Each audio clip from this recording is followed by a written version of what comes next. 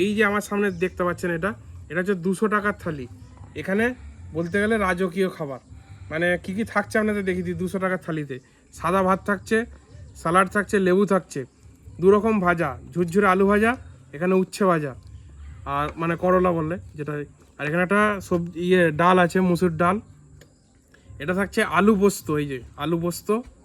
এখানে থাকছে চাটনি, এখানে থাকছে দই, এখানে থাকছে পাঁপড়, 1 পিস রসগোল্লা, মাছ ভাজা বা ঝোল, যে কোনো আইটেম পাবেন। আমি আজকে মটন নিয়েছি বলে মাছ ভাজা নিয়ে নিয়েছি, তো মাছের ঝোল পেয়ে যাবেন জেনারেলি, ঝোল বা ঝাল।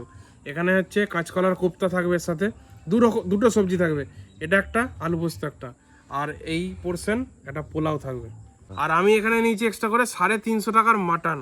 এই দেখুন একদম কচি পাঁঠা বলছে এরা, মানে কচি পাঁঠার মাংস। এখানে যেহেতু এই মেদিনীপুর বাঁকুড়া এরিয়া, একদম এখানে দেশি খাসি, মানে দেশি পাঁঠা বা খাসি যাই হোক, তো খেয়ে দেখতে হবে কী দিচ্ছে এরা।